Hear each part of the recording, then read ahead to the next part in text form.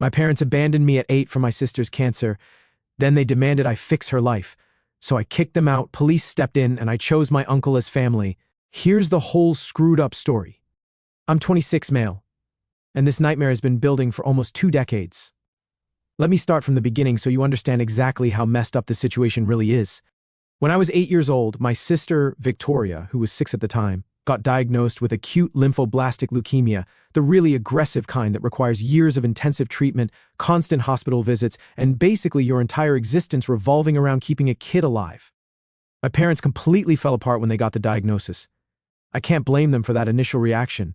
Finding out your 6-year-old has cancer would absolutely devastate anyone. What I can blame them for is every single choice they made after that moment. About 3 months into Victoria's treatment, my parents sat me down for what they called a family meeting. I was still just this little kid who didn't understand why his sister was suddenly always sick and why our house had transformed into this weird sterile zone where I couldn't touch anything without someone screaming at me about germs and contamination. Dad did most of the talking while Mom sat there crying into a tissue. He explained in this overly patient voice that they needed to focus all their energy and attention on Victoria right now. The treatments were incredibly expensive and time-consuming and emotionally draining. They couldn't give me the attention and care I needed while dealing with Victoria's cancer battle. It would be better for everyone if I went to stay with Uncle Frank for a while, just until Victoria gets better, Mom added through her tears. Like that qualifier made the whole thing somehow okay. That while turned into 9 years. Uncle Frank was my dad's younger brother. Never married, no kids of his own. He lived in this decent 3-bedroom house about 200 miles away in a completely different state. He worked as a high school shop teacher and spent his weekends fixing up old cars in his 2-car garage that he'd converted into a proper workshop with every tool imaginable. The day they dropped me off is burned into my memory with perfect clarity. Mom cried the entire 4-hour drive while Dad kept his jaw clenched tight and his eyes fixed on the road ahead. I sat in the back seat with a duffel bag containing 2 weeks' worth of clothes, my favorite books, and this stuffed dinosaur I'd had since I was 3 years old. I spent the whole drive trying to figure out what I'd done wrong to deserve this punishment. Uncle Frank met us at the door when we pulled up to his house. He was this tall guy with calloused hands from years of manual work, a weathered face, and an easy smile that made you feel instantly comfortable around him. He shook my dad's hand firmly, hugged my mom gently, then crouched down to my eye level and said, "Hey there, buddy. You like building stuff? Got a project car in the garage that could really use an extra set of hands if you're interested." My parents stayed for maybe 30 minutes total. They gave Uncle Frank a folder with my medical records, school information, and insurance paperwork, talked in hushed voices about emergency contacts and custody arrangements and logistics. Then they hugged me goodbye in this awkward, stiff way that felt more like obligation than genuine affection. Just like that, 8 years old, and I'd been relocated like a piece of furniture they didn't have room for anymore. That first night was absolutely brutal in every way. Uncle Frank made spaghetti with store-bought sauce for dinner and tried to make conversation, asking about my favorite subjects in school and what kind of music I liked listening to, but I just pushed food around my plate, unable to eat anything. I kept waiting for my parents to come back through the door and say it had all been some terrible mistake. They didn't. Uncle Frank set me up in the spare bedroom at the end of the upstairs hall. It was pretty bare bones at first. Just a bed with plain blue sheets, a dresser with empty drawers, and some shelves with nothing on them. But over the next few weeks, he started bringing home stuff to make it feel more like an actual room, a better desk for homework with a lamp that had really good lighting, a bookshelf he'd built himself in his workshop, sanded perfectly smooth and stained dark, posters for the walls because he'd noticed I seemed to like dinosaurs and space exploration. Slowly, methodically, it started feeling less like a temporary crash pad and more like an actual bedroom. My room. Starting at a new school was weird and genuinely scary. Being the new kid always sucks no matter what. But being the new kid who'd been dumped by his parents because his sister was dying, that's a special kind of social nightmare. Kids are absolutely brutal when they smell vulnerability. And boy, did I reek of it those first few months. But Uncle Frank had my back from day one in every way. He went to every single parent-teacher conference, taking detailed notes and asking thoughtful questions like he'd been doing this parenting thing his whole life. Showed up to every school event, even the boring ones like choir concerts where kids murdered Christmas carols for 45 painful minutes. He even joined the PTA because he said someone needed to make sure the woodshop program didn't get cut from the budget. The man worked his regular teaching job during the day dealing with teenagers who thought tools were toys to mess around with. Then he'd come home and make actual dinner every single night, not frozen stuff or takeout, but real food cooked in actual pans. He helped me with homework, even when my math problems made his eye twitch with visible frustration. Taught me how to change oil in a car, fix a leaky faucet, use power tools without losing fingers, balance a checkbook, and manage money responsibly. All the fundamental stuff parents are supposed to teach their kids. He did it without being asked, without keeping score, without making me feel like I owed him something. My actual parents? They called maybe once a month if I was lucky, always exclusively about Victoria, how she was responding to the latest round of chemotherapy treatments, what the doctors said about her blood counts and prognosis, which experimental treatment protocol they were trying next. They never once asked how I was doing in school or with friends, never asked if I'd made any friends in my new town, never asked if I was sleeping okay or if I missed them or if I was adjusting to my new life. The occasional visits were somehow even worse than the phone calls. Maybe 3 times a year they'd make the drive up for a long weekend visit, always brought recent pictures of Victoria in various hospital settings, looking pale and sick, always talked exclusively about Victoria's treatments and Victoria's struggles and Victoria's incredible bravery through everything, always made it crystal clear that their real life was happening 200 miles away and I was just this obligation they had to check in on occasionally. I remember one particularly painful visit when I was 10 years old. I'd just made honor roll for the first time and was so excited to tell them about it. Brought my report card to the restaurant where we were having dinner, hands literally shaking as I slid it across the table. Mom glanced at it for maybe 3 seconds total, said, "That's nice, honey," then immediately pivoted to talking about Victoria's new treatment protocol at the children's hospital and how promising it looked. Uncle Frank saw my face completely fall. Saw how I folded that report card back up and stuffed it in my pocket like it was worthless garbage. Later that night, after my parents had driven back to their hotel, he took me out for ice cream at this place that was open late. Made this huge over-the-top deal about the honor roll achievement. Put my report card on his refrigerator with about 50 colorful magnets. Told literally everyone at the hardware store the next day that his nephew was a straight-A student who was going places. That's when I started really understanding the fundamental difference between parents and actual family. Parents are just biology and legal paperwork and shared genetics. Family is the people who actually show up consistently, who notice when you were hurting, who celebrate your wins like they're their own accomplishments. The years blurred together in this weird, predictable pattern that became my normal school year with Uncle Frank, where life felt stable and safe, and genuinely good, awkward visits from my parents where I felt like a stranger in my own story. Phone calls where they updated me on Victoria's medical progress, like I was getting a newsletter instead of actual family news. Victoria went into remission when I was 11 years old. The cancer was completely gone. She was recovering well. I remember thinking maybe now things would finally go back to normal. Maybe my parents would come get me now that the crisis was over and resolved. Maybe we could actually be a family again. They didn't come. "We just want to make sure she stays stable," Dad explained during one of those monthly phone calls. "The doctors say the first year after remission is the most critical period for relapse. We need to stay completely focused on her recovery and monitoring. You understand, right?" I said I understood. What else was I supposed to say? I was 11 years old. So I stayed with Uncle Frank. Turned 12, then 13, then 14. Started high school and joined the robotics club because Uncle Frank thought I'd like the engineering aspect of it. He was absolutely right about that. Turned out I had this natural aptitude for mechanical systems and programming logic. Made some genuinely good friends through robotics, kids who were equally nerdy and obsessed with building functional things. Learned to weld properly in Uncle Frank's garage during summer break when school was out. Started dating this girl named Amy from my English class sophomore year. Normal teenage stuff that my parents knew absolutely nothing about because they were too busy hovering over Victoria to bother asking about my actual life. Victoria relapsed when I was 14 years old. The cancer came back even more aggressive than before, in her bones this time. My parents called Uncle Frank directly that time, didn't even ask to talk to me first, just wanted to make absolutely sure he could keep me indefinitely because they were going to be completely focused on Victoria's treatment again, possibly for several more years. Uncle Frank covered the phone and looked at me sitting at the kitchen table doing homework. Asked if I wanted to talk to them about it. I shook my head. What was I supposed to say?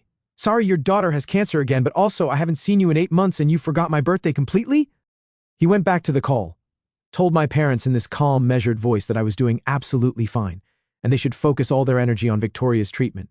Said it like it was the most natural thing in the world for a teenage kid to live with his uncle, instead of his actual parents.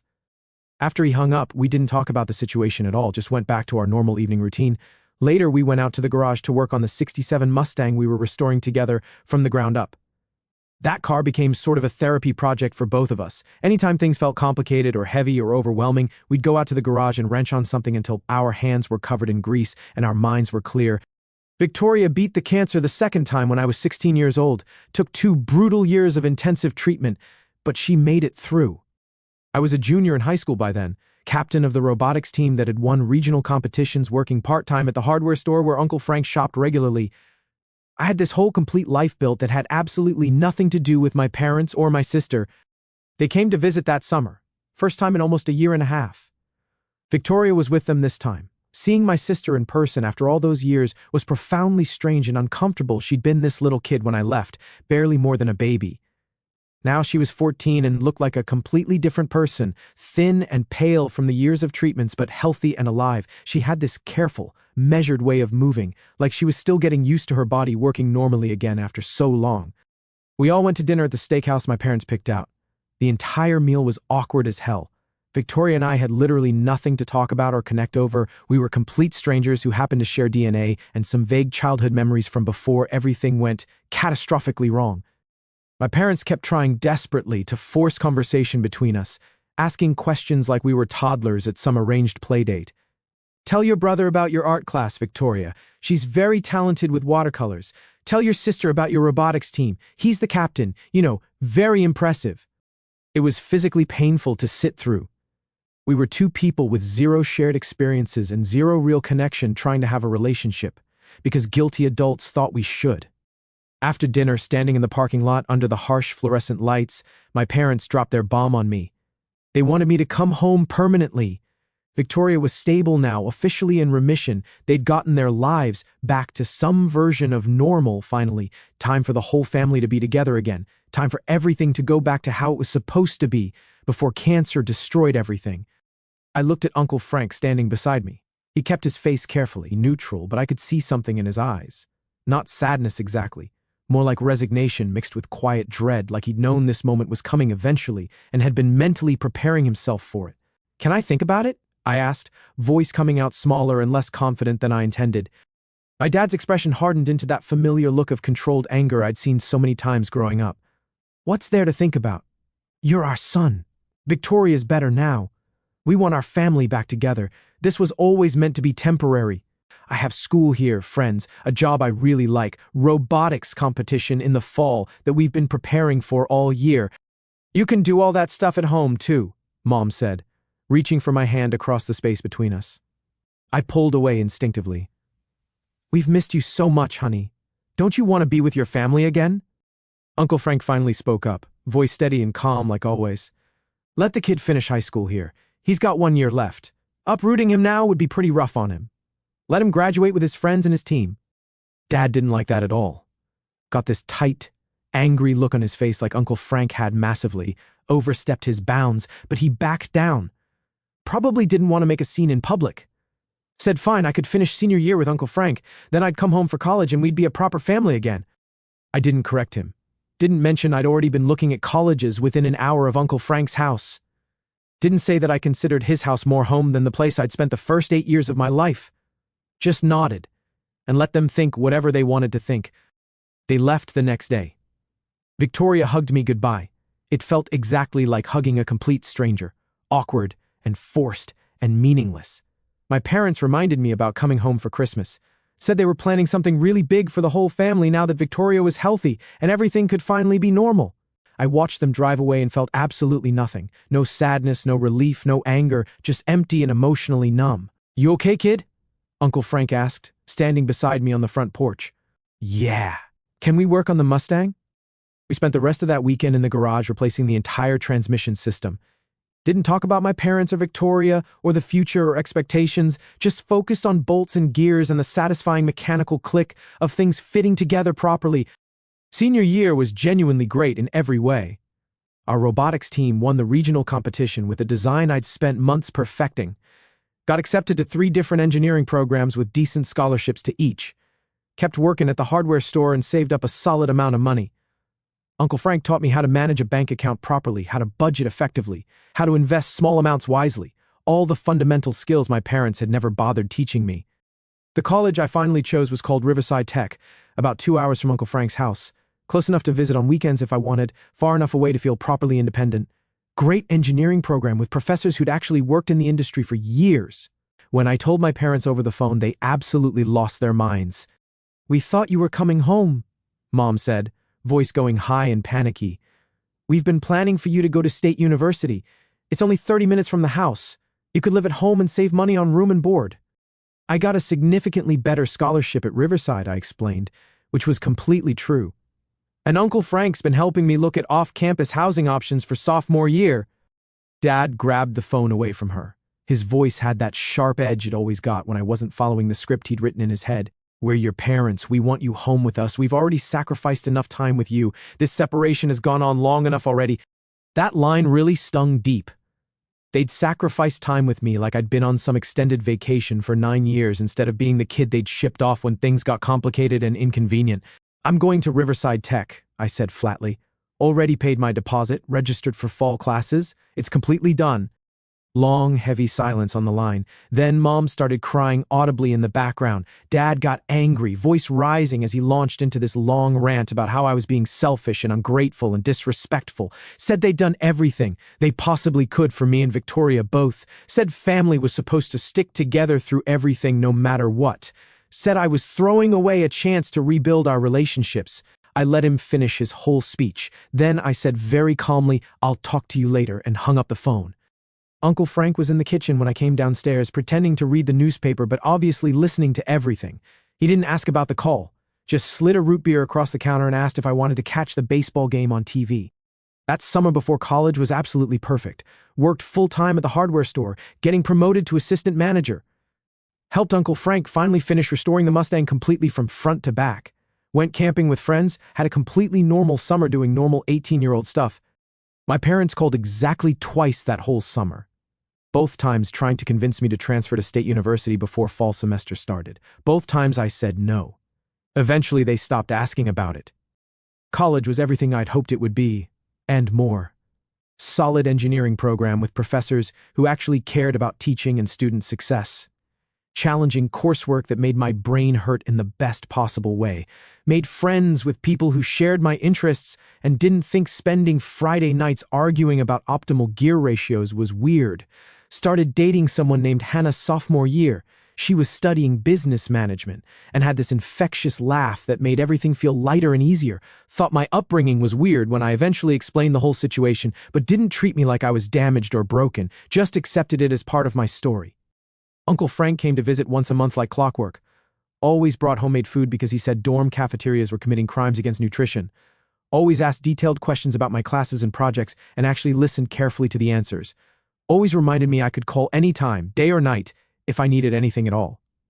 My parents called maybe 3 times that entire first year of college. Always brief and awkward conversations. Always ending with some passive-aggressive comment about me choosing to be so far from home, like 2 hours was some impossible distance instead of barely outside the suburbs. Victoria added me on social media sophomore year. Sent this long message saying she wanted to reconnect. Said she understood why I kept my distance but hoped we could have a real relationship as adults now that we were both older and more mature. I didn't respond. What was I supposed to say? That I was glad she'd survived cancer but had zero interest in playing siblings with someone I barely knew? That felt too harsh and complicated, so I just ignored it completely. She tried a few more times over the next couple of years. Birthday messages, holiday texts, always the same energy of someone trying desperately to force a connection that had never existed in the first place. I never responded to any of them. Uncle Frank asked me about it once during one of his visits. "Your sister keeps trying to reach out. You okay with just ignoring her like this?" "Don't really know her," I said simply. "We're related by blood, but that's it. She's their kid. I'm yours." Uncle Frank got this look on his face, cleared his throat hard, and went back to reading the menu we'd been looking at. But I caught him wiping his eyes when he thought I wasn't looking. Graduated college with my engineering degree and a solid GPA. Got hired by a great firm that does industrial design for manufacturing equipment. Started at a decent salary with good benefits. Bought my own place about an hour from Uncle Frank when I was 25 years old. Nothing fancy, just a small 2-bedroom house with a garage where I could work on projects. Life was genuinely good. Great job with advancement potential. Great girlfriend who understood me. great relationship with Uncle Frank. I'd built this whole complete existence that had nothing to do with the people who'd abandoned me years ago. Then last month my phone rang. Unknown number, but something made me answer instead of letting it go to voicemail like I usually did. It was my mother. Hadn't heard her voice in over a year. She had this fake, cheerful tone that immediately put every one of my defenses on high alert. "Hey honey, how are you doing? It's been way too long since we talked. I've been meaning to call, but you know how time just gets away from you sometimes." "What do you want?" I asked, not bothering with pleasantries or small talk. That threw her off completely. Long pause. Then she launched into this rambling explanation about how Victoria was really struggling badly. She graduated college 2 years ago with a communications degree but couldn't find steady work in her field. Been living at home with them ever since. Dealing with depression and anxiety, having serious trouble adjusting to normal adult life after spending so many years being sick. "She's had such a hard time finding her place in the world," Mom said, voice dripping with sympathy. "And we thought maybe you could help her out. You've done so well for yourself. Maybe you could talk to her, give her some guidance and career advice. She looks up to you so much as her big brother." I actually laughed out loud, couldn't help it. She looks up to me? She doesn't even know me. We've had maybe 10 actual conversations total in our entire lives. You're her brother. She needs family support right now during this difficult time. Biologically, I'm her brother. That's where it ends. I don't know her at all. She doesn't know me. We're complete strangers. Mom's voice got sharp and angry. She almost died multiple times. We did everything we possibly could to save her life. The least you could do is show some basic compassion and human decency. You did everything you could for her, I corrected carefully. You did absolutely nothing for me except ship me off when I became inconvenient to your priorities. That's not fair at all. We were dealing with a child with cancer.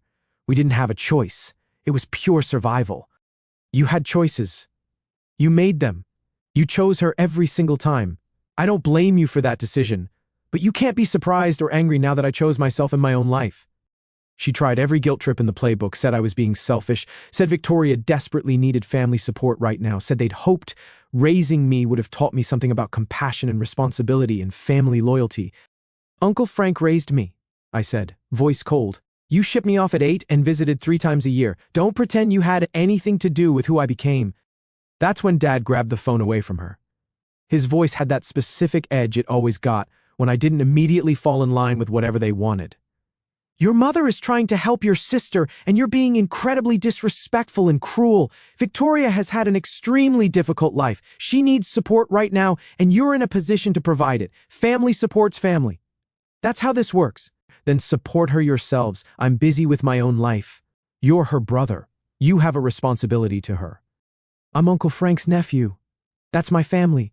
Victoria is your daughter. You made that distinction extremely clear when I was 8 years old. He started yelling then, really yelling loud about duty and obligation and family responsibility, about how ungrateful I was for everything they'd supposedly done, about how they'd done their absolute best in an impossible situation, and I needed to stop holding grudges like a child and grow up already. I let him rant and rage for a while. When he finally ran out of steam, I said very quietly, I'm not holding a grudge. I'm just not interested in having a relationship with any of you. That's the natural consequence of your choices 18 years ago. I'm completely good with it. You should be too. Hung up before he could respond, sat there for a solid minute just processing the entire conversation. Then I immediately called Uncle Frank.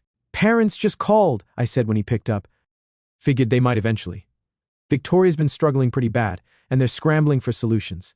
They want me to help her find a job and give her life advice. What did you tell them? That she's their problem, not mine. Uncle Frank was quiet for a long moment. That's harsh, kid, but probably fair given all the circumstances. They made their choices. You get to make yours. We talked for a while longer.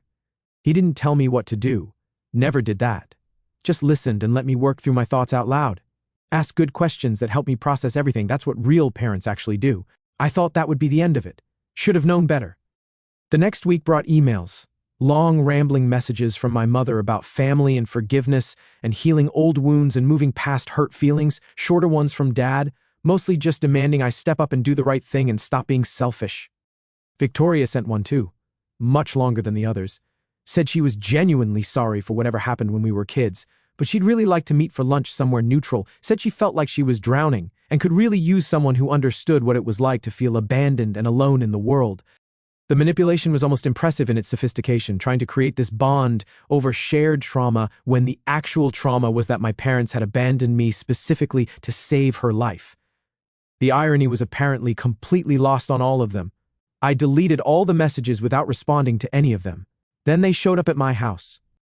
I was working from home on a Friday designing a conveyor system for a manufacturing client when someone started pounding hard on my front door. Opened it to find my parents and Victoria standing on my porch looking determined. They'd driven 4 hours to ambush me in person. "We need to talk," Dad said, immediately pushing past me into my house like he had any right to be there. Mom followed close behind, looking around my place with this weird expression on her face like she was genuinely surprised I could function as a competent adult. Victoria hung back awkwardly by the door, looking deeply uncomfortable with the whole situation. "You can't just ignore us forever," Dad continued, standing in my living room. "We're your family. Victoria needs help, and you're going to provide it. That's final." I closed the front door slowly and crossed my arms. "No, I'm not. She's your sister. She's a stranger who happens to share my DNA. Her problems aren't my problems. Her life isn't my responsibility." Mom started crying, the same manipulative tears she'd used on me when I was a kid. "How can you be so cold and heartless after everything we've been through as a family, after everything we sacrificed?" "What family?" I asked flatly. "You shipped me off when I was 8 years old. I haven't lived with you since then. We talk maybe twice a year at most. Victoria and I have had maybe 10 actual conversations total in our entire lives. We're not a family. We're related people who barely know each other." Victoria finally spoke up. Her voice was quiet and shaky. "I know all of this is my fault. If I hadn't gotten sick, none of this would have happened. Our family would be normal, but I'm trying to make it right now. I really want to know my brother. I want us to have a relationship." "That's not how relationships work," I said, trying to keep my voice level and calm. "You don't get to show up 18 years later and demand a connection just because it's convenient for you now. Real relationships are built over time. We don't have that foundation." Dad stepped forward aggressively. "Listen very carefully. Your mother and I sacrificed everything to keep Victoria alive. We made incredibly difficult choices. You think it was easy sending you away? It destroyed us emotionally. But we did what we had to do to save our daughter's life. We chose to keep her alive, and we'd make that exact same choice again." "Congratulations," I said coldly. "She's alive. Your job is done. Mission accomplished. Now get out of my house." "We need you to help her find a job," Mom said desperately. "Your company must be hiring for something. She has a degree in communications. She just needs someone to give her a real chance. You could put in a good word for her with your boss." The sheer audacity was absolutely breathtaking. They wanted me to leverage my professional network and reputation for a sister I didn't know because she couldn't figure out her own career path. "Absolutely not," I said firmly. "You're being petty and vindictive," Dad snapped.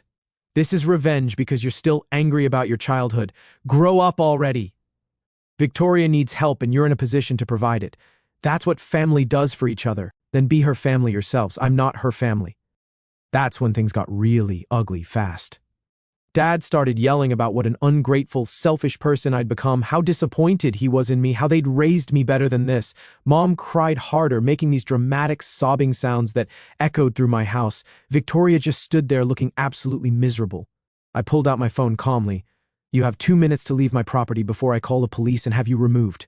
"You wouldn't dare," Dad said, but I could see real uncertainty in his eyes now. I started actually dialing the number. 1 minute 30 seconds. Mom grabbed Dad's arm hard. "Let's just go. This clearly isn't working. We'll figure something else out." They left, but not before Dad made absolutely sure to tell me I was making a huge mistake, that I'd regret treating family this way someday, that one day I'd need them and they wouldn't be there for me when it happened. "Perfect," I said. "We'll finally be even then." Slammed the door in their faces and locked it. Stood there shaking with pure adrenaline coursing through me. First time I'd ever really stood up to them like that. Felt absolutely terrifying and incredibly liberating at the same time. Called Uncle Frank immediately. He answered on the first ring like he'd been waiting. "They came to your house?" "Yeah. Just left about 5 minutes ago." "Are you okay?" "I think so. They wanted me to get Victoria a job at my company." Uncle Frank made this disgusted noise. "That's bold even for them." "What did you tell them?" "No. Just no." "Good. You don't owe them anything, kid. Not a single thing. Remember that always."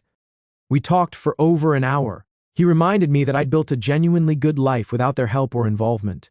That choosing to protect my peace and boundaries wasn't selfish. It was healthy and necessary. That blood doesn't obligate you to people who fundamentally hurt you. By the time we hung up, I felt solid again, centered, and clear. The emails got significantly nastier after the house visit. Dad sent multiple messages about how I'd changed so much, how Uncle Frank had clearly poisoned me against them over the years, how I used to be such a sweet, caring kid before I got bitter and angry and resentful about everything. Mom tried a completely different approach. Sent these incredibly long messages about Victoria's serious mental health struggles, about a suicide attempt last year that they'd never bothered telling me about how desperately she needed family support, and how I was the only person who could really understand her because we'd supposedly both been abandoned in different ways. The manipulation was absolutely expert level, making Victoria's suicide attempt somehow my responsibility to fix, acting like we'd both been abandoned when I was literally the one who actually got left behind. I forwarded all the messages to Uncle Frank and Hannah. Both confirmed I wasn't crazy for seeing the manipulation tactics clearly at work. Hannah had actually been the one pushing me hardest to set firmer boundaries for months. She'd met my parents once during a surprise visit they'd made to my apartment last year, watched them spend 2 straight hours talking exclusively about Victoria's problems while barely acknowledging I existed in the room, told me afterward that my family dynamics were genuinely toxic and I should seriously consider going completely no contact. She was absolutely right. 2 weeks after the house ambush, I sent one final email to all 3 of them. I'm done with all of this permanently. Don't call me ever again. Don't email me. Don't show up at my house. We're not family. We're strangers who happen to share some DNA. I genuinely wish Victoria the best with her life and her recovery, but I'm not part of her support system. I'm not part of your lives at all anymore. This isn't anger or revenge or grudge holding. This is me choosing peace and boundaries and my own well-being. Uncle Frank is my family. You're just people I used to know a long time ago. Lose my number permanently. Hit send before I could second-guess myself at all. Mom called immediately. I declined the call and blocked her number. Did the exact same thing with Dad's number and Victoria's number. Blocked all 3 of them on every social media platform. Blocked their emails. Completely cut off every possible avenue of contact. Then I called Uncle Frank one more time. Did it.